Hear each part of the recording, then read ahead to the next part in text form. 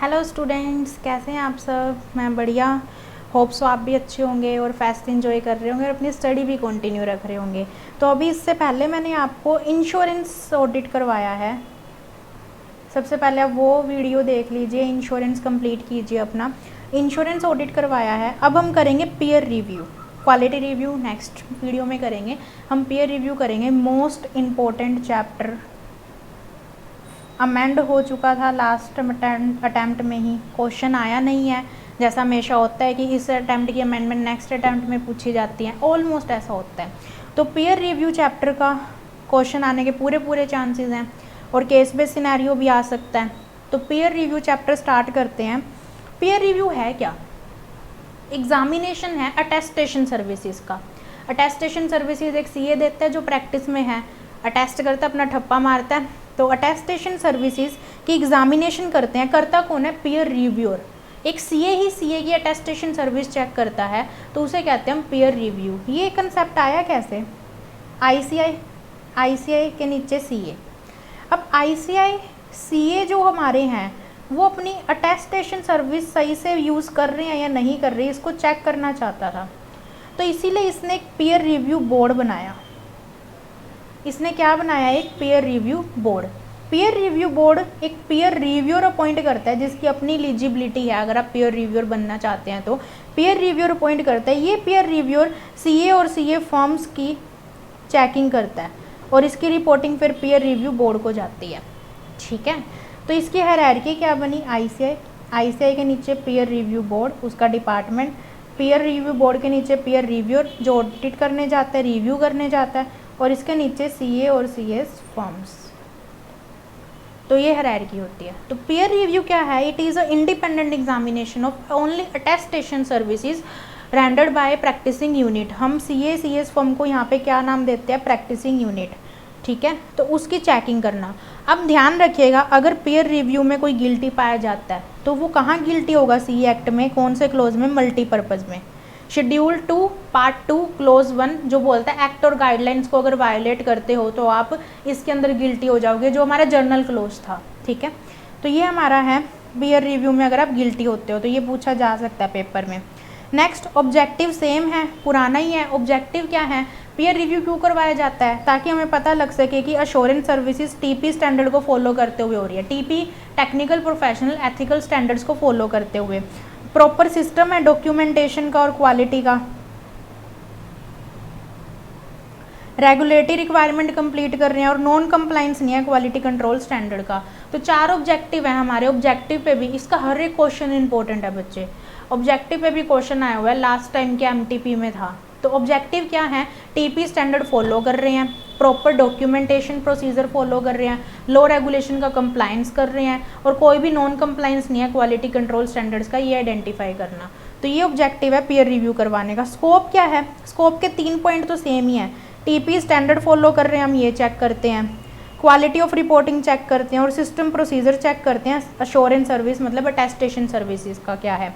फिर 3 पॉइंट हैं जो वो नॉर्मल हैं। क्या है? एक तो आईसीआई ने जो गाइडलाइंस दी हैं स्टाफ की ट्रेनिंग को लेके वो फॉलो की है।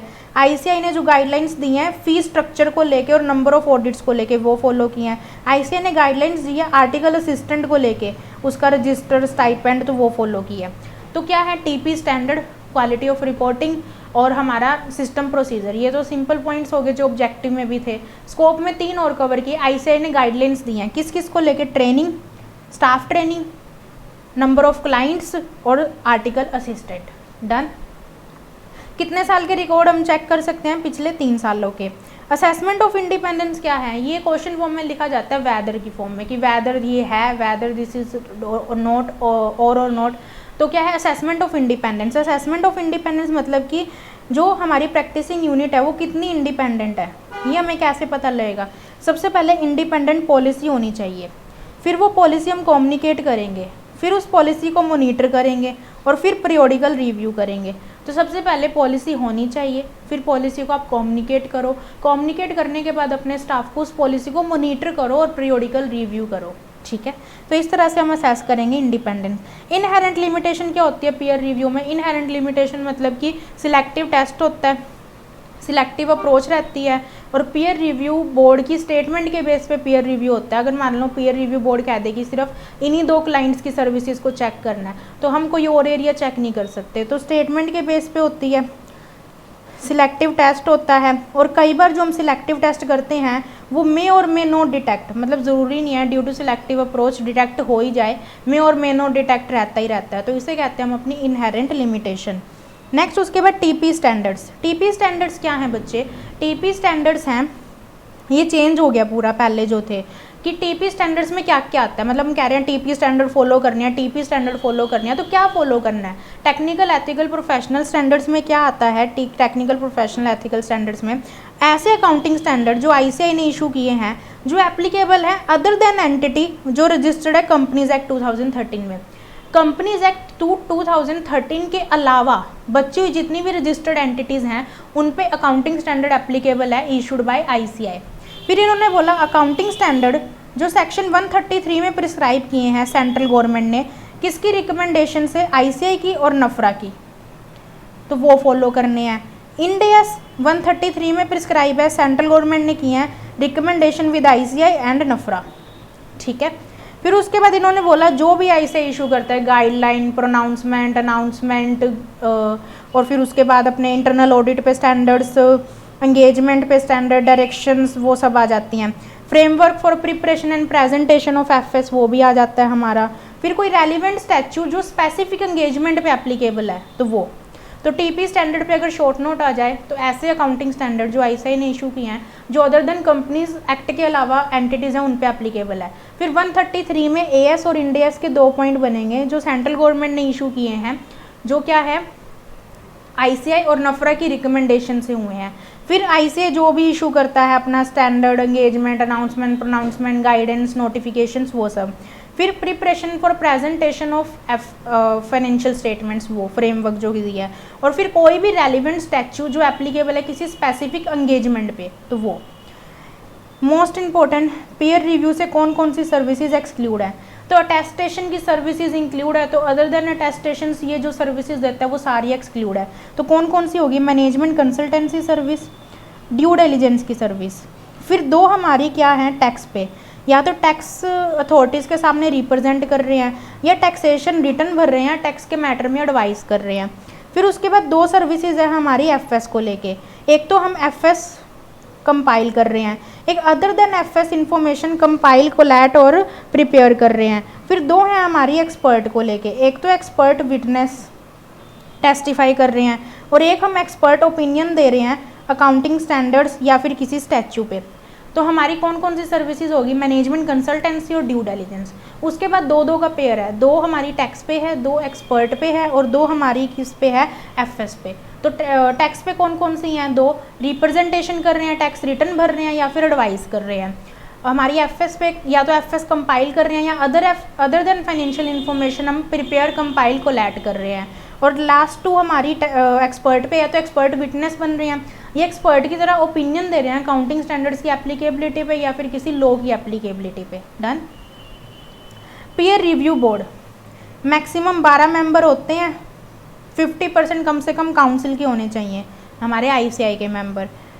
इंटीग्रिटी वही रेप्यूटेड होने चाहिए, नॉलेज होनी चाहिए, वो सब बता रखा है। इम्पोर्टेंट है ये।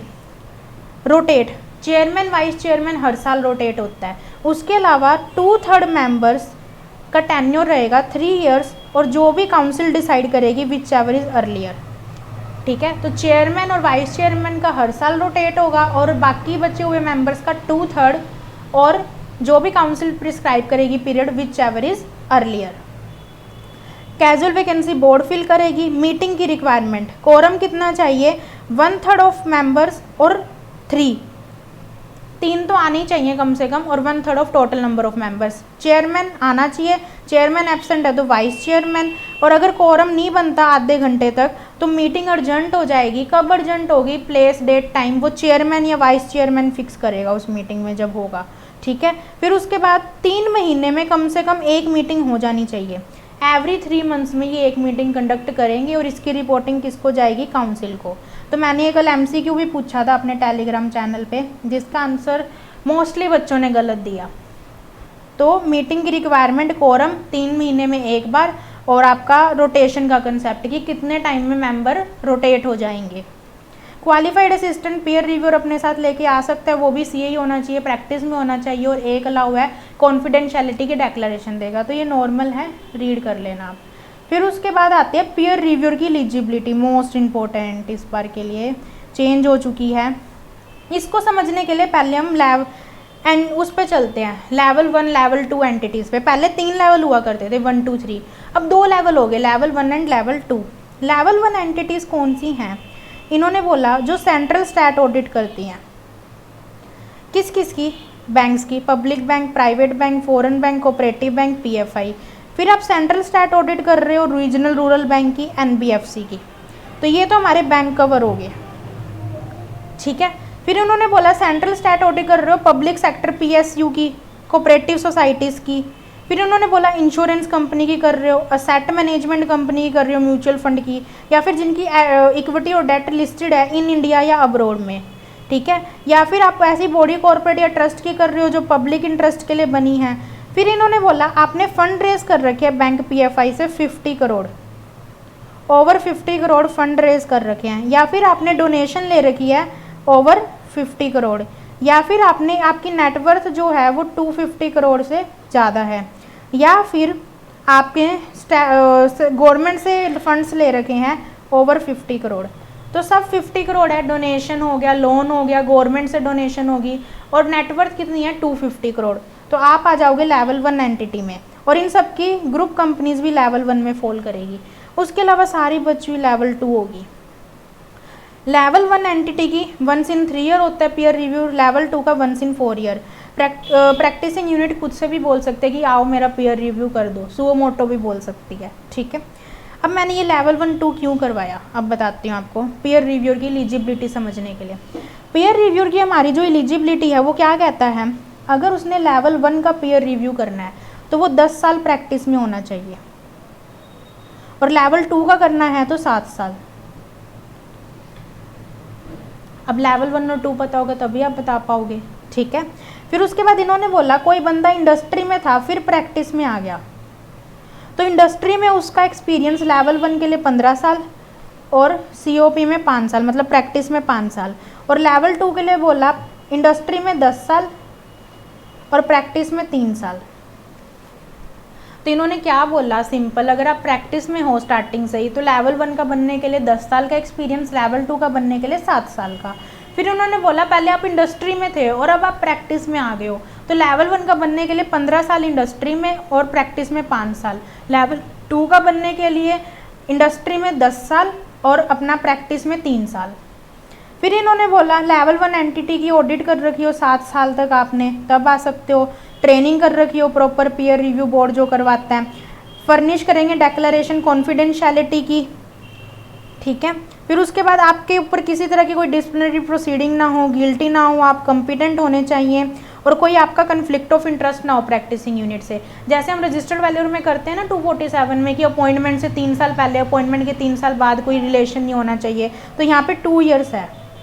प्रैक्टिसिंग यूनिट के साथ उसका कोई रिलेशनशिप नहीं होना चाहिए 2 ईयर्स पहले 2 ईयर्स बाद में, from the appointment of as a peer reviewer, ठीक है।